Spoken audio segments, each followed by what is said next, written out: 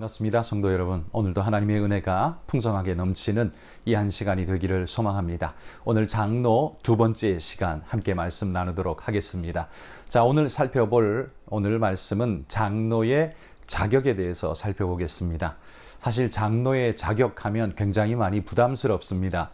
누가 그 자격에 해당될 만큼 괜찮은 사람이 있는가라고 하자면 우리는 아무도 할 말이 없습니다. 그러나 우리가 어떤 목표치, 방향성, 하나님이 원하시는 모양이 어떤 것인가를 알지 못하면, 그 방향성을 알지 못하면 아무렇게나 우리 마음대로 사는 존재가 되겠죠. 그런 의미에서 이 장로의 자격에 대해서 우리가 함께 공부한다는 건 그만큼 교회의 방향성을 위해서 중요한 일이라 이렇게 생각됩니다.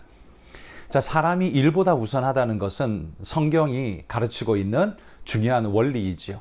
하나님은 당신의 일을 어떤 것에 의해서가 아니라 어떤 사람에 의해서 이루어 가신다라고 합니다. 사람들은 어떤 일을 효과적으로 하기 위해서 더 나은 방법을 찾지만 하나님은 더 훌륭한 사람을 찾으십니다. 교회에 할 일이 많다고 해서 합당한 자격이 없는 아무나의 사람에게 맡겨서 그 일을 하게 하는 것은 매우 위험한 일이죠. 장로가 되려는 사람은 성경에 규정된 장로의 자격과 헌법에 규정된 장로의 자격을 명확하게 이해하고 먼저 그 자격에 합당한 사람이 되도록 노력해야 할 것입니다. 그러기에 장로가 이 영상, 이 교육을 받는 게 아니라 장로가 되기 준비하는 모든 안수 집사님들과 우리 집사님들이 이 영상을 보면서 저렇게 내가 만들어져 가야겠구나 라는 방향성을 가지고 신앙생활을 쭉 하셨으면 좋겠습니다. 또한 이미 장로가 되셨지만 그 자격에 내가 많이 미비하구나 라고 싶은 분들은 미비한 부분이 무엇인지 돌아보면서 자신을 채워가는 그런 시간이 될 수 있었으면 좋겠습니다. 자, 그러면 먼저 첫 번째, 성경에 규정된 장로의 자격에 대해서 한번 살펴보죠. 먼저 성경 두 구절 한번 읽어보겠습니다. 디모데전서 3장 2절에서 7절까지 말씀입니다.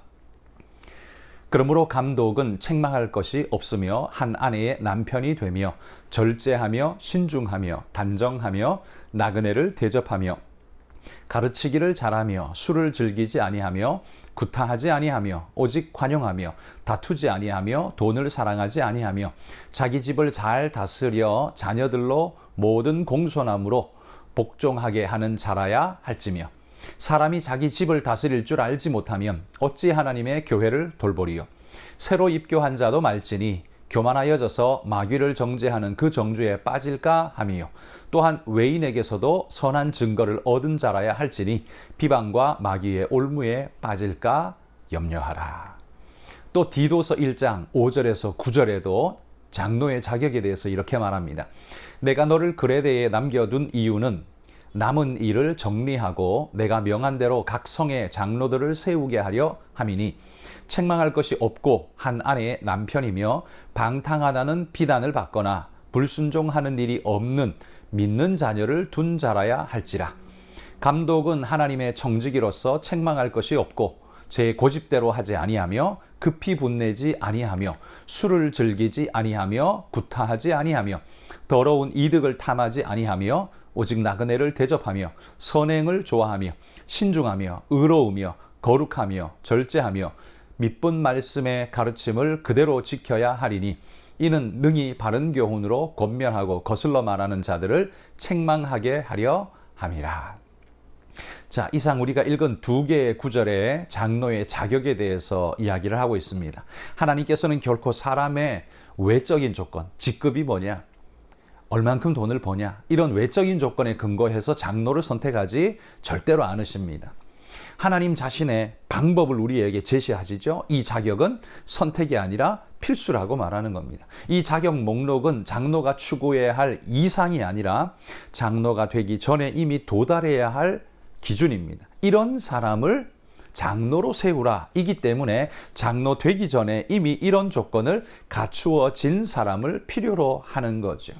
장로가 되려는 사람은 한마디로 반드시 영적으로 성숙한 사람이어야 합니다. 하나님과 이웃과 물질과의 관계에서 원만한 사람이어야 합니다. 그래서 개인 생활, 가정생활, 그다음에 사회생활, 그리고 교회생활에서 모범이 되는 사람이어야 합니다. 성경이 규정한 장로의 기준을 정리하면 다음과 같이 정리할 수 있을 겁니다. 첫 번째, 장로가 되려는 사람은 무엇보다 개인적으로 성결해야 합니다.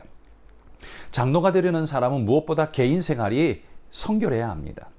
장로가 성결치 못하면 모범과 리더십에 치명적인 결함이 발생해서 사람들이 따르지 않는 무가치한 그릇이 되고 마는 거죠. 그래서 바울은 디모데에게 이렇게 권면했습니다. 디모데후서 2장 21절. 그러므로 누구든지 이런 것에서 자기를 깨끗하게 하면 귀히 쓰는 그릇이 되어 거룩하고 주인의 쓰심에 합당하며 모든 선한 일에 준비함이 되리라. 이렇게 말합니다. 이런 것에서 자기를 깨끗하게 할 것을 명령하고 있죠. 바로 이것이 장로의 자격이 된다라고 말하는 겁니다. 몇 가지 자세하게 나눠보면 첫 번째, 책망할 것이 없어야 합니다. 장로는 비난받을 것이 없는 사람, 즉 흠 잡힐 데가 없는 사람이어야 한다라는 겁니다. 흠 잡힐 것을 여기저기 줄줄 흘리고 다니는 사람은, 책 잡힐 일이 많은 사람은 장로로 적합지 못하다는 거죠. 교회에서나 사회에서나 윤리적으로나 법률적으로나 다른 사람에게 비난받을 만한 결점이 있어서는 안 됩니다. 그래서 깨끗하고 모범이 될 만한 지도자여야 하는 거죠. 두 번째는 절제해야 합니다. 장로가 되려는 사람은 자제력이 있어야 합니다. 절제하는 사람은 식견을 흐리게 하는 영향력에 감염되지 않고 또 육체적, 심리적, 또 영적 방향 감각을 잃지 않는 사람이며 언제나 안정되고 견실하며 명확한 생각을 가진 사람입니다. 그게 바로 절제하는 사람이죠.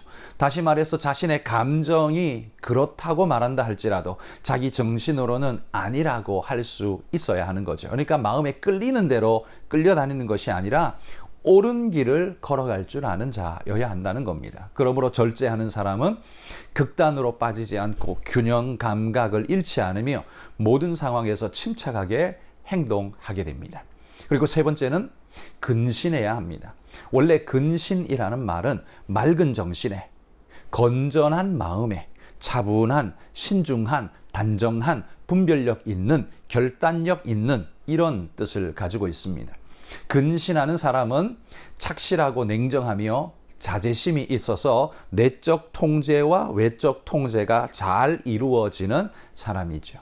근신한 사람은 내적으로 하나님과 또 다른 사람과의 관계에서 자신에 대한 올바른 견해를 가지고 있는 사람이라고 말할 겁니다. 그래서 장로는 근신하는 사람이어야 합니다. 이런 사람은 자기가 생각한 그 이상의 것을 생각하지 않고 무식하여서 어리석거나 망령되지 않은 정신으로 처신하기에 자기 자신을 잘 단속합니다. 또한 근신하는 사람은 외적으로 자신이 배운 진리를 자신의 삶 속에 잘 구현시키는 사람이고 주님의 재림을 사모하는 자세로 생활하는 바로 그런 사람이어야 합니다. 네 번째는요, 단정해야 합니다. 개인적으로 장로의 바른 자세는 단정해야 합니다. 단정하다는 말을 옛날 개역 한글판에서는 아담하다 이런 표현을 썼었죠. 아담하다. 이건 질서 있는, 잘 배열된, 잘 정돈된, 행실이 좋은 이런 뜻을 가지고 있습니다. 장로가 되려는 사람은 모든 면에서 질서가 있고 규모가 있으며 잘 정돈된 생활을 하고 있는 사람이어야 합니다. 다시 말해서 내적인 생활과 품행, 생각들이 일관되게 잘 정리된 사람이어야 한다는 거죠. 그게 단정함입니다. 다섯 번째는 그 사람은 의로워야 합니다. 개인적 성품이요, 의로워야 합니다. 장로가 되려는 사람은 실제적이고 도덕적으로 의로운 사람이어야 합니다. 의로운 사람이란 곧은 사람, 즉 자신의 말을 고수하고 말한 것을 실천해 가는 올바름에 기인한 그런 행동의 사람이어야 한다는 말이죠. 의로울 뿐만 아니라 여섯 번째는요, 또 거룩해야 합니다. 여기 원래 거룩은 하나님의 성품이지만 인간에게 적용되어질 때는 구별되다, 다르다 이런 의미를 가지고 있죠. 그래서 거룩하다는 말은 독실하다, 경건하다, 그래서 죄와 악이 없는 상태를 우리는 거룩하다라고 말하죠. 장로가 되려는 사람은 실질적으로 깨끗하고 거룩한 생활을 영위해야 합니다. 예수님처럼 말이죠. 거룩한 삶이란 격리된 삶이 아니라 구별된 삶입니다. 세상의 소금과 빛으로 살아가는 것입니다. 그들 속에 있지만 그들 안에서 생명력을 발휘하는 그런 모습이어야지 딱 잘라서 분리되어서 너하고는 안 놀아 이런 상태로 되어져 있는 격리의 삶은 아니라는 말이죠.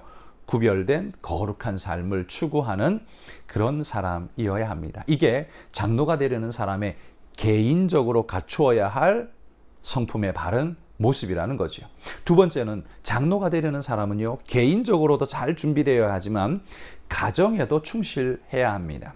가정은 사회의 기본 단위이고 뿐만 아니라 교회에도 기본 단위가 바로 가정입니다. 에덴 동산에서 가정은 곧 교회였고 교회는 곧 가정이었습니다. 성경은 가정을 교회처럼 소중하게 여긴다는 것을 잊지 말아야 합니다. 그래서 장로는 한 가정 생활을 잘 영위해 가야 하는데 첫 번째, 한 아내의 남편이어야 한다 이렇게 말하죠. 장로가 되려는 사람은 합법적인 결혼에 의해서 가정을 이루고 한 여인을 아내로 맞이하는 그런 충실한 생활을 하는 자여야 합니다. 그게 아니라 여기저기 많은 사람을 거느리고 바른 생활을 하지 못하는 사람이라면 신앙의 정절도 지키지 못할 것입니다. 사별의 경우 외에는 첫 번째 결혼이 깨어지지 않도록 최선을 다하고 또 이성 문제에 있어서도 자기를 성결하게 지키기 위해 몸부림하는 그런 사람이어야 합니다. 두 번째는요, 또한 믿는 자녀를 두어야 합니다. 여기 믿는 자녀를 둔다는 것은 그 부모가 신앙생활을 옳고 바르게 모범적으로 함으로써 그 자녀들이 그 모습을 보고 배우며 바른 신앙의 길을 따라가는 자녀가 되게 한다라는 이야기죠. 그래서 교회에서는 그럴듯한데 집에서는 아무렇게나 살아간다면 그 자녀들은 바로 그 모습을 보고 그 장로된 자기 아버지를 존중하지도 존경하지도 않을 겁니다. 그런 모습을 본다면 자녀들은 삐뚤어진 신앙으로 신앙을 버리게 될 확률이 굉장히 높죠. 그래서 건강하고 바른 신앙과 삶이 일치가 되어 있는 장로여야만, 사람이어야만 그의 자녀들이 그걸 보고 일치된 신앙생활을 배우며 이게 옳은 신앙이구나 라는 것을 알게 되죠. 그래서 믿는 자녀를 두어야 한다는 건 그냥 교회 온다는 단순한 말이 아니라 신앙으로 삶과 신앙이 하나로 잘 연합된 아름다운 모습을 보고 배운 자녀를 둔다라는 그런 의미를 가지고 있죠. 세 번째는요, 그 가정은, 장로의 가정은 나그네를 잘 대접해야 합니다. 여행하는 사람이나 박해로 인해 유리하는 사람들이 많았던 초대교회 시대에는요, 이 조건이 굉장히 중요한 조건이었습니다. 뿐만 아니라 순회 설교하는 설교자들, 그 당시에 초대교회는 여기저기 다니면서 설교하는 순회 설교사들 그리고 교사들이 많이 있어서 그들이 사역하고 또 지나가고 하려면 머물 곳이 필요했죠. 그것을 성도들이 가정을 오픈함으로써 그들을 도와줬습니다. 그게 바로 장로들이 해야 할 중요한 사역 중에 하나였다는 거죠. 그래서 장로의 가정은 늘 문호를 개방하여서 손님을 대접하는 일을 잘 하는 것, 이게 복음 사역의 귀중한 동력이 되었다라는 거죠. 그래서 장로가 되려는 사람은 개인적으로 신앙이 훌륭한 인격의 신앙인이어야 하고 뿐만 아니라 그것이 가정으로 이어져서 그 가정이 건강한 신앙으로 연단되어져 다스려져야 합니다. 그렇게 되면 세 번째, 장로가 되려는 사람은 성숙한 신앙인으로 일어서야 합니다. 장로는 반드시 영적으로 성숙한 사람이어야 합니다. 장로는 양무리를 잘 가르치고 먹일 수 있어야 하고 또 건전치 못한 교훈을 가르치는 사람들을 보면 그것이 잘못되었다고 지적하면서 끊어낼 수 있는 분명한 신앙의 이해를 가지고 있고 또 담대함을 가지고 있어야 합니다. 그래서 이 장로의 성숙한 신앙인으로서의 첫 번째 조건은 가르치기를 잘해야 합니다. 바울은 디모데에게 장로가 되려는 사람에게 가르치기를 잘해야 한다라고 말합니다. 이 장로 중에 가르치는 장로를 우리가 목사라고 하죠. 그래서 목사는 잘 가르칠 책임이 있습니다. 그런데 목사뿐만 아니라 장로도 구역장으로 또 여러 가지 위원장으로 또 여러 사역 속에서 장로님은 반드시 성도들을 가르치는 역할을 할 수밖에 없습니다. 그래서 그 말 한마디 한마디가 교육이 되는데요. 그래서 그 말을 조리 있고도 분명하게 바른 진리의 기준에서 전할 수 있는 가르치기를 잘하는 장로여야 합니다. 그리고는 디도에게 더 구체적으로 이렇게 말했습니다. 디도서 1장 9절에 보면 믿은 말씀의 가르침을 그대로 지켜야 한다 이렇게 말했습니다. 그래서 바른 말씀, 믿은 말씀을 잘 지켜가는 그런 아름다운 자여야 한다는 거죠. 말씀을 잘 가르치는 장로가 되려면 그 말씀을 먼저 잘 배우고 또 그 말씀대로 사는 자가 되어야 한다. 그게 성숙한 신앙 장로의 첫 번째 모습이라는 거죠. 두 번째는 성숙한 장로여야 하기에 새로 입교한 자는 함부로 장로로 세워서는 안 된다는 겁니다. 장로의 역할은 어느 정도 성숙을 요구합니다. 그런데 그 성숙에는 반드시 시간과 경험이 녹아져야 되는 거죠. 그래서 새로 입교한 사람, 금방 들어온 사람을, 이제 믿고 들어온 사람을 열심히 있다고 해서 그냥 장로로 불쑥시키는 건 옳지 않습니다. 그 사람이 신앙이라는 것이요, 처음에 뜨겁지만 연단의 과정을 통해서 더 단단해지는 과정을 겪어야 합니다. 첫 열심으로 뜨겁게 확장이 확 일어나지만 연단의 과정을 거치지 않으면 물렁한 신앙이 되어서 문제가 생길 때 금방 무너지고 이겨나지 못하는 쓰러지는 존재가 될 수 있습니다. 그런 사람이 지도자가 되면 교회는 매우 어려운 일이 생기는 거죠. 그래서 새로 입교한 자는 장로로 세우지 말 것을 권면합니다. 이건 성숙과 인내로서 다져진 신앙, 그래서 언제 어떤 일을 만나도 교회를 대표적으로 이끌어갈 수 있는 단단한 신앙인이기를 성경이 요청하기 때문에 그런 것이죠. 또한 새로 입교한 자가 금방 장로가 되면요, 교만해집니다. 왜냐하면 이거 교회 별거 아니네, 내가 금방 와도 금방 장로할 수 있네 라고 한다면 이거 굉장히 위험한 일이겠죠. 올라가는 데까지는 금방이지만 또한 잘못되어지면 추락 또한 더 빠르게 할 수 있는 겁니다. 그러면 개인의 추락 정도가 아니라 교회가 심각하게 타격을 입고 하나님의 영광이 심각하게 침해를 당하기 때문에 교회는 절대로 그렇게 함부로 세워서는 안 되는 것이죠. 자, 그리고 네 번째, 장로가 되려는 사람은 네 번째로는요, 존경받는 사회인이어야 합니다. 교회 안에서, 가정에서, 개인적으로 그 정도 끝나는 게 아니라 사회적으로도 존경받는 사람이어야 합니다.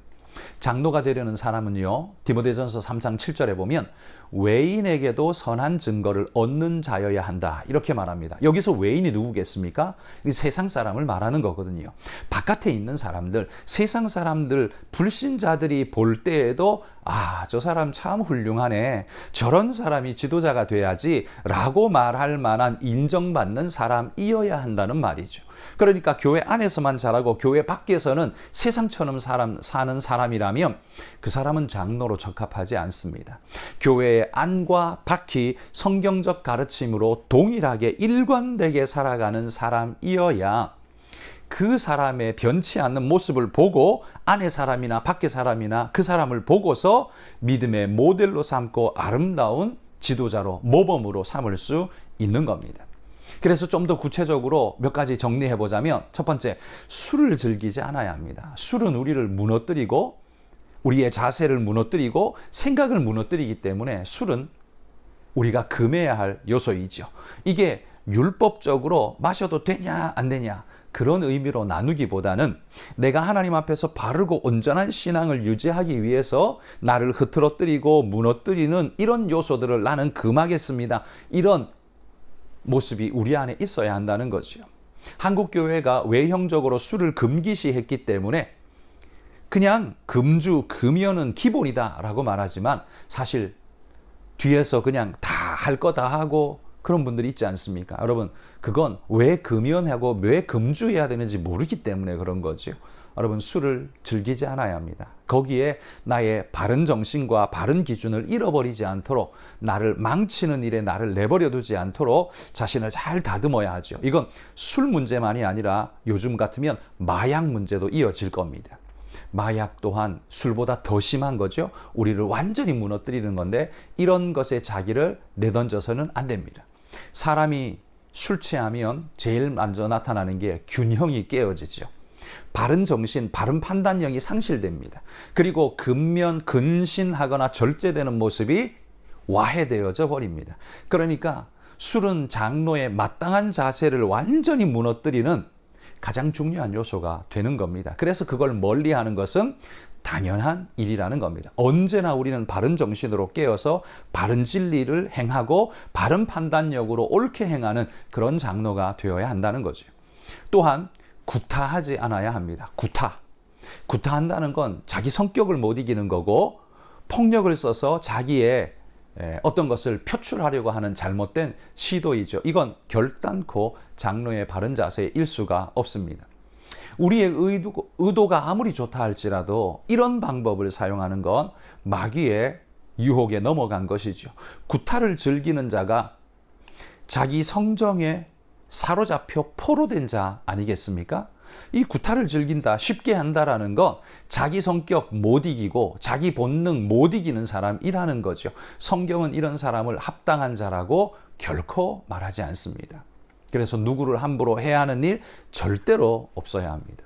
세 번째는요, 다투지 않아야 합니다. 장로가 되는 사람은 다투기를 좋아해서는 안 되고요. 오히려 사람을 좋게 대하며 잘 권면하고 용납하며 잘 타이를 수 있는 그런 온유한 성품의 소유자여야 합니다. 또한 네 번째는요, 돈을 사랑해서는 안 됩니다. 돈이란 건 우리에게 꼭 필요한 것이죠. 물질은 우리에게 필요합니다만 여기서 돈을 사랑한다는 건 집착한다는 의미가 강한 것이죠. 물질에 청렴하지 못하고 물질에 집착해서 물질의 종 노릇하는 모습을 나타내게 된다면 우리는 그리스도의 종이 아니라 물질의 종으로 전락하게 되어집니다. 그건 결단코 장로의 모습에 합당하지 않지요. 하나님께서 가인에게 말한 것처럼 죄는 너를 원하지만 너는 죄를 다스릴지니라 라고 말씀하지 않습니까? 그 말씀처럼 돈은 너를 원하겠지만 너는 돈을 다스릴지니라. 여러분, 이게 장로의 올바른 자세라는 겁니다. 그러니까 우리 모두는 돈이 필요합니다. 물질이 필요합니다. 필요하지 않은 사람은 없습니다. 그러나 그 물질에 끌려가느냐, 그 물질을 끌고 가느냐, 이건 아주 천지 차이이죠. 장로는 그 물질을 끌고 가는 자여야 합니다. 물질의 주인이 되어야 한다는 거죠. 그리고 나의 주인은 하나님이 되어야 하는 겁니다. 그러므로 그 물질은 궁극적으로 하나님의 방향을 향해 가는 도구가 되도록 해야 합니다. 그게 바로 장로의 참 올바른 자세라는 거죠. 또한 다섯 번째는요, 자기 고집대로 하지 않는 자여야 합니다. 장로는요, 고집대로 사는 사람이 되어서는 안 됩니다. 자기 고집대로 사는 건 지조가 있다는 말하고는 전혀 다른 이야기이죠. 이 고집대로 사는 사람은 자신의 의견이나 권리를 완강하게 주장하면서 남의 의견이나 권리를 쉽게 무시하는 자가 됩니다. 그러니까 자기가 무시받지 않기 위해서 남에게 강요함으로써 자신의 것을 세우려고 하는 고집스러운 사람은 그건 건강한 인격의 소유자가 되지 못하죠. 이런 사람은 자만과 교만과 남을 멸시하는 성품이 그의 속에 내재되어 있는 것입니다. 어느 누구라도 자만하고 오만불손하며 교만하고 편협한 성격의 소유자라면 그 사람은 결단코 교회의 장로로서, 일꾼으로서, 모델로서 세워지기에는 불가한 존재라는 거죠. 그래서 고집 센 사람도 옳지 않습니다. 버려야 하고 바른 뜻은 세워야 하지만 그러나 누구 앞에서 자기 고집 꺾이는 거 싫어하면서 끝까지 자기 고집을 피우는 건 절대로 장로의 좋은 자세가 될 수 없다는 걸 기억해야 합니다. 여섯 번째는요, 급하게 분내지 않아야 합니다. 여기 급하게 분낸다는 게 뭐겠습니까? 생각하지 않고 반응하는 존재를 말하죠. 그러니까 무언가가 내게 다가올 때 내 피부로, 내 말초신경으로, 내 그냥 감각으로 그냥 즉각 반응하는 것, 이건 결코 좋은 일이 아닙니다. 우리는 어떻게 해야 됩니까? 그것을 깊이 숙고하면서 한 번 더 생각하고 그 사람의 입장에서도 한 번 더 왜 그렇게 말이 되었는지 한 번 더 생각해보고 대답을 하는 것이 옳습니다. 그래서요, 한번 침을 꼴딱 삼키면서 생각을 해보는 시간을 갖는 게 매우 중요합니다. 아주 짧은 시간이지 않습니까? 가능하면 조금 더 긴 시간, 우리가 생각을 하면서 반응을 하려고 몸부림해야 합니다. 그 사람이 나를 공격한다고 해서 즉시로 대받아치는 것, 이건 건강하고 성숙한 모습이 아니죠. 왜 그럴지, 왜 그랬는지, 내가 무슨 잘못을 어떻게 했는지 자기를 한번 돌아보면서 온유한 마음으로 그에게 말하면서 자기 감정을 먼저 다스리고 대할 수 있어야 합니다. 이게 너무 어려운 일이죠. 저도 잘 안 되고 여러분도 쉽지 않을 거라고 생각합니다. 그러나 교회 지도자인 우리 모두는 자기 감정을 잘 다스리며 오래 참고 또 입장을 바꿔놓고 생각하는 이런 성숙한 자세가 우리에게 꼭 필요합니다. 7번째는요, 관용해야 합니다. 장로가 되려는 사람은 넓은 마음을 가지고 다른 사람을 이해할 수 있어야 합니다. 원래 이 관용하다라는 말은 친절하고 참으면서 분별력이 있고 공정하다라는 그런 뜻이라고 합니다.